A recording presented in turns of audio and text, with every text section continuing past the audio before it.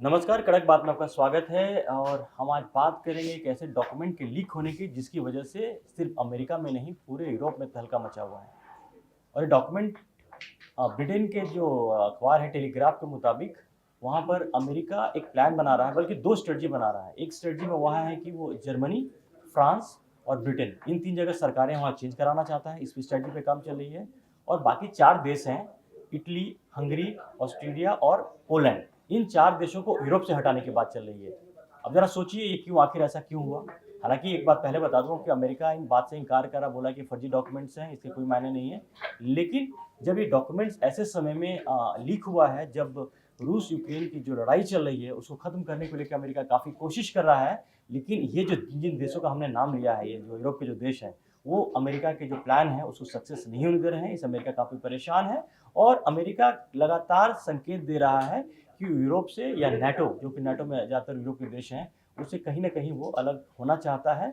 लेकिन इन तमाम चीज़ों के बीच में ये बड़ी बात यह है कि अमेरिका अब जो फ्रांस, ब्रिटेन और जर्मनी, तीनों जगह सरकारी चेंज कराना चाहता है। ये देखिए सैयद जी, हालांकि इस खबर को सुन के मुझे हैरानी ज़्यादा नहीं हो रही, इसलिए नहीं हो रही है, ये दिख रहा है, साफ दिख रहा है कि जिस तरह से रूस यूक्रेन के बीच में युद्ध चल रहा है, वहाँ पर डोनाल्ड ट्रंप तमाम कोशिशें करके भी ऐसा लग रहा था एक समय कि जेलेंस्की जो ट्रंप का जो प्रस्ताव था उसमें मान जाएंगे। लेकिन बाद में हुआ कि जो यूरोप के देश है खास करके, वो अमेरिका की लाइन नहीं ले रहे हैं, जिसकी वजह से बार बार अमेरिका को जो कहते हैं ना मुंह की खानी पड़ रही है, ट्रंप की मतलब बेइज्जती हो रही है।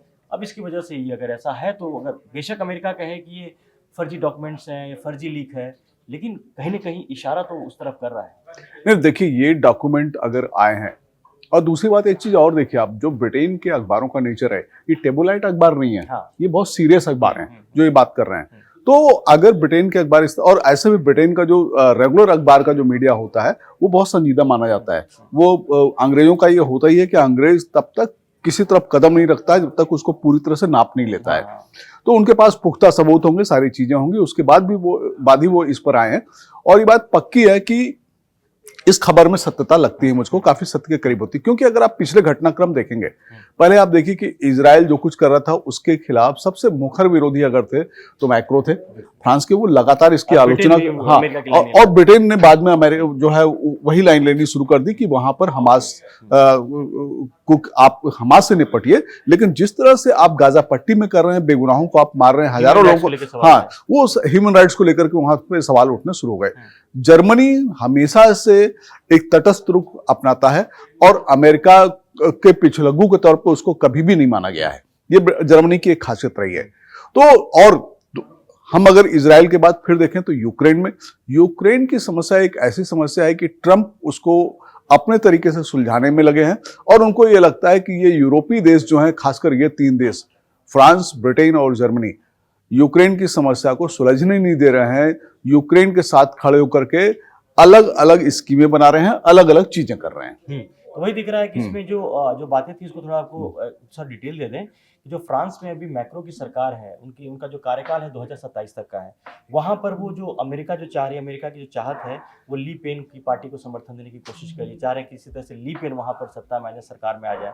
इसी तरह से ब्रिटेन में जो कीर स्टारमर भी ब्रिटेन के जो प्राइम मिनिस्टर हैं वो लेबर पार्टी के हैं, वहां पर एक रिफॉर्म पार्टी को कहीं ना कहीं अमेरिका उसको आगे करना चाह रहा है। और जो लेबर पार्टी है उसकी पॉलिसीज को लेकर खुश नहीं है अमेरिका। उसको लग रहा है कि उसके पीछे लगू नहीं के लोडर में नहीं कर रहा है। तो वहाँ की इस्तेमाल, और वहाँ जर्मनी में भी वहाँ मर्ज पार्टी के वहाँ पे खिलाफ में AFD पार्टी है, वहाँ पर उसको जिंदा करने की कोशिश हो रही है ताकि जो जर्मनी की जो वहाँ मौजूदा सत्ता है वो उसको हटा करके अमेरिका, वैसे लोग, ये वो लोग हैं, वो पार्टियां हैं जो अमेरिका को लगता है कि उनका साथ देगी, उसका लाइन लेगी। और ये एक बात तो ये रही। लेकिन इसमें एक और इम्पोर्टेंट ये भी है कि वो अब जो यूरोप को भी अलग थलग उसमें भी वो दिखा रहे हैं अमेरिका की जो कोशिश है, क्योंकि जो पूरा जो मसला चला है अभी रूस यूक्रेन का, उसमें चला है, यूरोप एक अलग ही लाइन ले रहा है। और हमेशा जब डोनाल्ड ट्रंप 28 पॉइंट का वो लेकर के आया, शांति समझौता लेकर के आया, उसके बाद वो यूरोप लेकर के आ गया और बीच में। तो वहाँ पर खासकर जो मुखर पार्टियां, जो राष्ट्रवादी जहाँ सरकारें हैं, खास करके जो 4 देशों का नाम लिया उसमें हंगरी, पोलैंड, ऑस्ट्रेलिया और ये इटली भी, खासकर इटली में भी यही हुआ कि ये देश वो देश हैं जो अपने हितों को लेकर के ज़्यादा वो हैं, अमेरिका की लाइन लेने से एकदम से मना करते हैं कि अमेरिका की लाइन के पीछे लोग नहीं बनना चाहते हैं। तो जहाँ जहाँ राष्ट्र, इनकी एक कॉमन चीज़ है कि राष्ट्रवादी सरकारें यहाँ पर हैं। तो अब अमेरिका की जो एक ज़माने में पॉलिसी होती थी पूरी दुनिया में, उनको जो सरकारें उनको सूट करती थी उनको कंटिन्यू कर लिया जाता था, और जहाँ लगता था कि उनके खिलाफ है वहाँ पर सरकारें बदल दी जाती थी। ये दूसरे देशों में होता था, यूरोपीय देशों में नहीं होता था। लगता वही वाली पॉलिसी है वो अब यूरोप में अमेरिका लाना चाहता है। नहीं, बिल्कुल ऐसा हो सकता है। देखिए, अमेरिका का ये पुराना तरीका है, वो खासकर अफ्रीकन कंट्रीज में और एशियन कंट्रीज में उसके ये तरीके उसने बहुत अपनाए हैं। सीआईए को लेकर के वो अस्थिरता देशों में पैदा करता है, मॉडस ऑपरेंडी ये है, अस्थिरता पैदा करता है और वहां पर एक माहौल बनाता है, और जो विपक्षी दल होते हैं या उसके फेवरेबल दल होते हैं उनको वो आगे बढ़ाता है।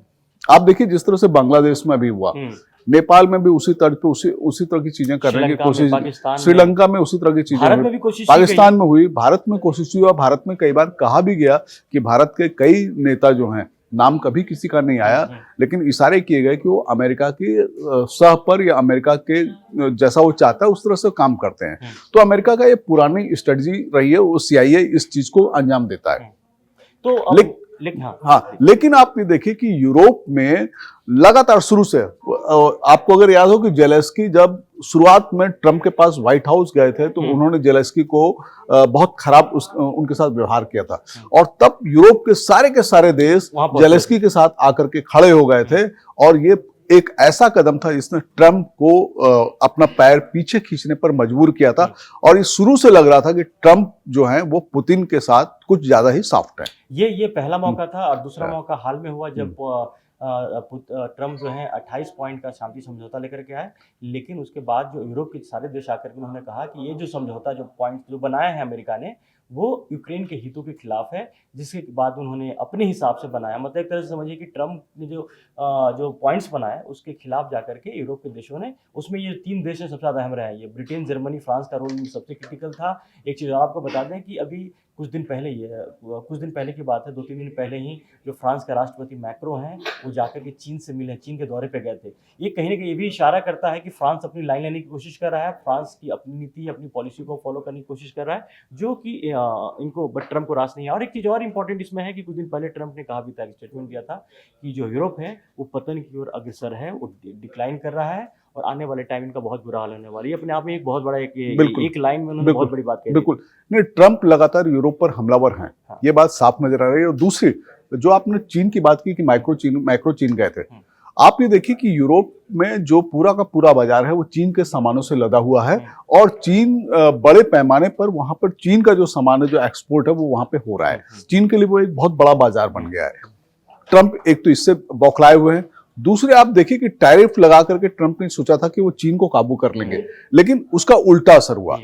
चीन ने नए बाजार खोले, यूरोप में उसका निर्यात बढ़ा, अफ्रीका में उसका निर्यात बढ़ा, आसियान देशों में उसका निर्यात बढ़ा, और ट्रंप का ये जो कदम था, जो टैरिफ वाला था, वो कहीं ना कहीं उनका बैकफायर कर रहा है, क्योंकि उनके अपने घरेलू मार्केट में महंगाई बढ़ रही है, लोग उनके खिलाफ हो रहे हैं। और अगर हम इन तीनों देशों की बात करें, क्योंकि देखिए ये बात साफ है कि यूरोप में अब जो सारी की सारी चीजें हो रही है वो अमेरिका का पिछलग्गू नहीं है, न होगा, ऐसा जो चीजें दिख रही हैं जो अमेरिका चाहता है। तो इसमें यह भी है कि ब्रिटेन में हमेशा, वो चाहे किसी पार्टी को समर्थन करें, लेकिन ब्रिटेन का 150 साल का इतिहास बताता है कि वहां पे हमेशा जो चीजें बदलती हैं वो लेबर और कंजर्वेटिव के बीच में बदलती हैं। तीसरी पार्टी इतना है नहीं, क्योंकि वहां का जो जनमानस, वहां का जो वोटर है, उसके दिमाग में ये दो पार्टियां बुरी तरह से घुसी हुई हैं। वो उन्हीं के बीच में अमेरिका तीसरे के लिए ट्राई कर रहा है, जो इतना आसान फिलहाल तो नहीं है, क्योंकि ब्रिटेन में सारी की सारी चीजें, जो चुनाव का तरीका है, जो उनका अपना मतदाताओं का जो तरीका है, वो एक अलग रुझान में चलता है।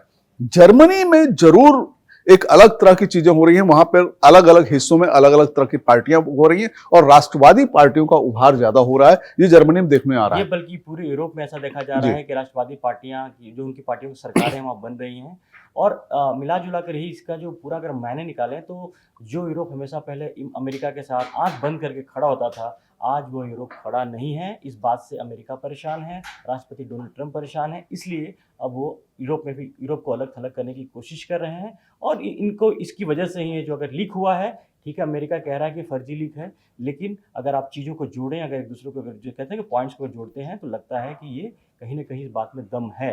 क्योंकि जिस तरह के बयानबाजी ट्रंप कर रहे हैं, यूरोप के खिलाफ कर रहे हैं, और यूरोप के जो लाइन है, जो स्टैंड ले रहा है, अमेरिका के खिलाफ ले रहा है, वो दोनों ही बिल्कुल अलग डायरेक्शन में जा रहे हैं, और इसकी वजह से अमेरिका परेशान है। अमेरिका की एक तरह से यूँ कहें कि जो अमेरिका की दादागिरी थी, जिस दादागिरी में यूरोप हमेशा साथ देता था, आज वो साथ रहने के लिए तैयार नहीं है। तो अमेरिका कुछ और करने की कोशिश कर रहा है और उसी से इसको जोड़ के देखा जाना चाहिए। बाकी इसमें कितनी सच्चाई है, अगर फर्जी बता रहे, लीक बता रहे, आने वाले समय में और भी इसका डिटेल पता चलेगा। लेकिन नहीं, लेकिन इससे अगर अलग जाइए तो ये बात साफ दिखती है, रिपोर्ट कुछ भी कर रही हो, अमेरिका और यूरोपियन कंट्रीज के बीच में एक तनाव है। तो अब देखने में जो हुआ है, कब तक हम रूस यूक्रेन की बात कर रहे थे, दूसरे देशों की बातें कर रहे थे, लेकिन अमेरिका और यूरोप के बीच में खाई बढ़ती जा रही है। एक बहुत बड़ी बात है और एक आने वाले दिन में इसका जो डेवलपमेंट होगा वो साफ तौर पर देखने को मिलेगा भी। और अभी तक अगर आपने कड़क को सब्सक्राइब नहीं किया है तो जल्दी से सब्सक्राइब करें। बाकी और अपडेट्स के साथ आपके सामने हाजिर होंगे हम। फिलहाल के लिए धन्यवाद।